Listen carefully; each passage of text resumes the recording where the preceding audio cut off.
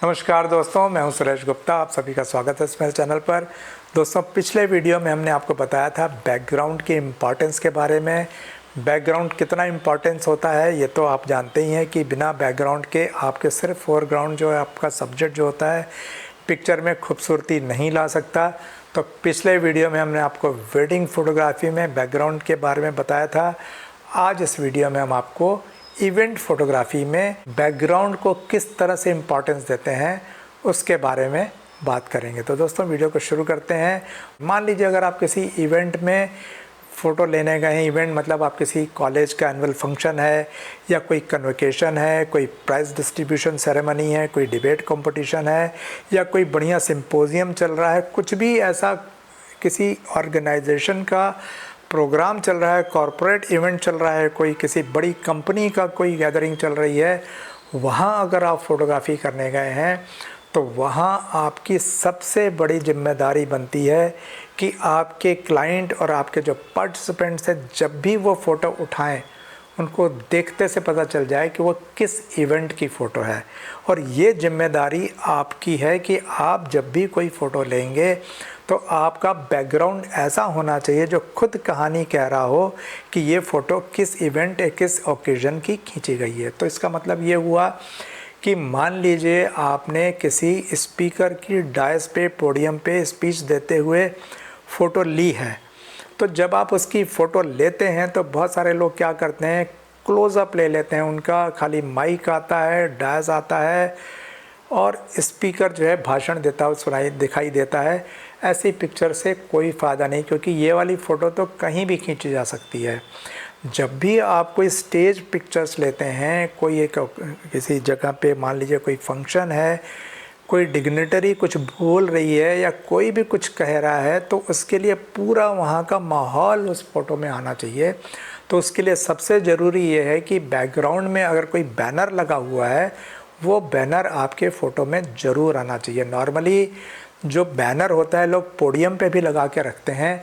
अगर मान लीजिए नहीं लगाया है तो जब भी आपको किसी का कॉन्ट्रैक्ट मिलता है कहीं की भी फ़ोटोग्राफी करने के लिए आपसे कोई जो आपके ऑर्गेनाइज़र्स हैं बात करते हैं, तो आप उनको पहले से बता दीजिएगा अपनी कुछ सैम्पल फ़ोटोग्राफ्स दिखा के कि साहब आप फ़ोटोग्राफी करवा रहे हैं हमसे, लेकिन मेरा ये सजेशन है कि आप बैकग्राउंड में एक बैनर लगा दीजिएगा जिसमें मान लीजिए कहीं की गोल्डन जुबली सेलिब्रेशन हो रहा हो या मान लीजिए कोई एनुअल सिंपोजियम हो या कुछ भी प्राइज़ डिस्ट्रीब्यूशन हो, उस ओकेज़न का जो भी नाम हो उसका एक बैनर होना चाहिए और उसी का एक छोटा बैनर आपके पोडियम पे भी नीचे लगा होना चाहिए, सो दैट जब मैं स्पीकर का फ़ोटो खींचूंगा तो पोडियम पे वो लिखा हुआ आना चाहिए और जब मैं स्टेज का फ़ोटो खींचता हूँ तो मेरा बैकग्राउंड में वो वाला बैनर पूरा आना चाहिए। तो यहाँ मैं आपको बता दूँ, जब भी आप अगर किसी स्पीकर की फ़ोटो खींचेंगे तो दो चीज़ों का ध्यान रखिएगा। आप स्पीकर की तो फ़ोटो खींचे ही खींचे, लेकिन साथ में आपने देखा होगा स्टेज पे कम से कम 6, 7, 8 डिग्नेटरीज़ और बैठी रहती हैं। तो आप ऐसा एंगल चूज़ कीजिए जो स्टेज पे जो बोल रहा है उसकी फ़ोटो तो आनी ही चाहिए, लेकिन साथ में स्टेज पे जितनी डिग्नेटरीज़ बैठी हैं उनकी भी फ़ोटो उसी वाली फ़ोटो में आनी चाहिए, प्लस साथ में पीछे जो बैनर लगा है वो भी उस फ़ोटो में आना चाहिए। उसके बाद जब भी कोई स्पीकर अगर आपका स्पीच दे रहा है आप उसके थोड़ा सा पीछे चले जाएं और राइट से या लेफ़्ट से एक ऐसा एंगल चूज़ करें कि उसकी थोड़ी सी साइड पोज आए और साथ में सामने तमाम जितनी जो ऑडियंस बैठी है उसका भी फ़ोटो आना चाहिए। तो आपको पता चलना चाहिए कि मेरी इस वाले गैदरिंग में कितने लोगों ने हमारे से स्पीकर को सुना, कौन कौन लोग वहाँ पर आए थे, वो सब उस फ़ोटो में आना चाहिए। और साथ में अगर इस वाली फ़ोटो में भी अगर बैकग्राउंड में बैनर आ जाए तो बहुत अच्छा है, नहीं आए तो कोई बात नहीं, क्योंकि हर चीज़ हर फ़ोटो में नहीं आ सकती। तो आपके पास सेट ऑफ फ़ोटोग्राफ्स होंगे तो उसको मिलजुल के फिर पूरी आपकी एक स्टोरी हो जाएगी। तो आपका स्पीकर भी आना चाहिए और आपका जो आपके ऑडियंस है वो भी आना चाहिए। अब उसके बाद बात आती है प्राइज़ डिस्ट्रीब्यूशन की। अब जब प्राइज़ डिस्ट्रीब्यूशन की बारी आती है तो वहाँ भी हमारे बहुत सारे फ़ोटोग्राफर्स गलती करते हैं कि खाली प्राइज़ देने वाले का और प्राइज़ लेने वाले का फ़ोटो आ जाता है, पता ही नहीं चलता कि ओकेज़न क्या है नहीं है। तो ऐसे में आप कोशिश करिए कि वहाँ का थोड़ा सा माहौल भी आना चाहिए। बैकग्राउंड बैनर तो ज़रूरी है, प्लस साथ में अगर स्कूल के या कॉलेज के या सिंपोजियम के या गैदरिंग के जो थोड़े से 2-4 और गणमान्य लोग हैं उनकी फ़ोटो भी उस वाले उसमें आना चाहिए। क्योंकि पिछले वीडियो में जब मैंने वेडिंग के बारे में बात की थी तो ये बोला था कि आपके फ्रेम में कम से कम फ़ोटो आना चाहिए, कम से कम लोगों की फ़ोटो आना चाहिए, तो पिक्चर आपकी ज़्यादा सुंदर लगेगी। यहाँ मैं कॉन्ट्रडिक्टरी स्टेटमेंट दे रहा हूँ क्योंकि वेडिंग फ़ोटोग्राफी में और इवेंट फ़ोटोग्राफी में फ़र्क है। इवेंट फ़ोटोग्राफी में जितने ज़्यादा तरह के लोगों की फ़ोटो आएगी उससे एक क्लैरिटी आएगी कि आपका ओकेजन क्या है, कितने तरह के लोग आए थे, कितने तरह की डिग्नेटरीज़ आई थी और किन लोगों के बीच में आपने अवार्ड लिया है या अवार्ड दिया है। दोनों की इम्पोर्टेंस होती है, जो अवार्ड देता है, जो स्कूल कॉलेज या ऑर्गेनाइजेशन वो भी, और साथ में जो अवार्ड लेता है उसके लिए भी ये बहुत ही एक की मोमेंट रहता है उसकी लाइफ का कि इन लोगों के बीच में मैंने इनके हाथ से अवार्ड लिया था।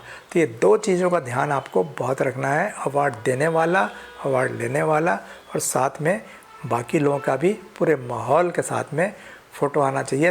तब वो फ़ोटो आपकी अपने आप बोल के बताएगी कि ये किस इवेंट की फ़ोटो है। अब दोस्तों बात करते हैं कि इस तरह के जितने भी ओकेजन होते हैं, सिंपोजियम होते हैं, गैदरिंग होती है, कॉरपोरेट मीटिंग्स होती हैं, कन्वोकेशन होता है, यहाँ पर ग्रुप फ़ोटोग्राफ़ी ज़रूर कराई जाती है। तो जब ग्रुप फ़ोटोग्राफ़ी की बारी आए ना तो वहाँ का भी परफेक्ट बैकग्राउंड सेलेक्ट करना आपका काम है। तो एक तो ये ध्यान रखिएगा कि आपके जो इस तरह के जो प्रोग्राम्स होते हैं ना वहाँ पे एक बड़ी सी जो है प्रोजेक्टर स्क्रीन लगी रहती है। तो कोशिश कीजिएगा आपके किसी भी ग्रुप फोटोग्राफ के बैकग्राउंड में प्रोजेक्टर स्क्रीन नहीं आना चाहिए। बैकग्राउंड में जो वाइट स्क्रीन होती है ना वो बहुत बुरी लगती है। अगर बाय चांस आपको हॉल के अंदर ही स्टेज के ऊपर ग्रुप फोटोग्राफी करना पड़ जाए तो आप अपने ऑर्गेनाइजर्स को बोल के थोड़ी देर के लिए वो स्क्रीन ऊपर करवा दीजिए, तो बैकग्राउंड का जो कर्टेन होता है उसमें आपकी फ़ोटोज़ बहुत अच्छी आएंगी। अदरवाइज़ आप अपने जो ऑर्गेनाइज़र्स हैं उनको रिक्वेस्ट कीजिए साहब पिक्चर्स हमारी जो बाहर आप निकल के आ जाइए, वहाँ आपकी पिक्चर्स ज़्यादा अच्छी आएंगी। क्योंकि डेफिनेटली जो ग्रुप फोटोग्राफ होता है वो आउटडोर में डे लाइट में सबसे ज़्यादा अच्छा आता है, हॉल के अंदर आपका उतना अच्छा नहीं आएगा। तो ऐसे ग्रुप फोटोग्राफ्स के लिए बेस्ट जगह होती है अगर आपके वेन्यू में जो अगर मान लीजिए 4-5 सीढ़ियों का कोई अगर एंट्रेंस हो, ये जगह परफेक्ट होती है जहां आप अपने डेलीगेट्स को 3-4-5 स्टेप्स पे खड़ा कर सकते हैं। उससे फ़ायदा ये होगा कि एक आपके सामने स्टैंडिंग रो हो जाएगी, उसके एक स्टेप छोड़ के पीछे एक स्टैंडिंग रो और हो जाएगी, और उसके पीछे एक स्टेप छोड़ के एक उसके ऊपर एक स्टैंडिंग रो और हो जाएगी। तो इसमें क्या होगा कि आपके पूरे फ्रेम में लोग बहुत अच्छे से बैलेंस हो जाएंगे और सबके चेहरे जो है आपको थोड़े से बड़े नज़र आएंगे। तो उसमें आप हाइट के हिसाब से लोगों को खड़ा कर दीजिए और उसके बाद कोशिश कीजिए कि अगर मान लीजिए आपके वेन्यू के एंट्रेंस के ऊपर उस वेन्यू का नाम लिखा हुआ है, जैसे मान लीजिए कोई कॉलेज है या कोई कॉरपोरेट हाउस है या कुछ भी इस तरह की चीज़ें, स्कूल है, उसका नाम अगर लिखा हुआ आ जाए उसके ऊपर तो बहुत अच्छा लगेगा बैकग्राउंड में। अगर मान लीजिए वो नहीं है तो ऑर्गेनाइजर से बोल के अगर आप वहाँ पे एक बैनर लगवा सकें कि मैं किस ओकेजन की ग्रुप फोटोग्राफी कर रहा हूँ, तो वो आपकी फ़ोटो में बहुत ज़्यादा वैल्यू ऐड कर देगी और आपकी फ़ोटो जो है बहुत अच्छी लगेगी। तो दोस्तों उम्मीद करते हैं कि ये बैकग्राउंड का कंसेप्ट आपको बहुत अच्छे से समझ में आया होगा कि फ़ोटोग्राफ़ी में सब्जेक्ट ही इम्पॉर्टेंट नहीं है, सब्जेक्ट के साथ साथ में बैकग्राउंड भी उतना ही इम्पॉर्टेंट है। बैकग्राउंड को आप जितनी ज़्यादा इम्पॉर्टेंस देंगे आपकी पिक्चर की खूबसूरती और ज़्यादा बढ़ जाएगी। इस सब्जेक्ट से रिलेटेड अगर आपके कोई भी क्वेश्चन हो तो कमेंट बॉक्स में ज़रूर पूछिएगा। तो दोस्तों आज के वीडियो को यही ख़त्म करते हैं। अगर आपको ये वीडियो पसंद आया हो तो इसे लाइक ज़रूर कीजिएगा, अपने दोस्तों से इसको शेयर भी कीजिएगा। तो मिलते हैं अगले वीडियो में किसी नए टॉपिक के साथ। तब तक के लिए नमस्ते, जय हिंद।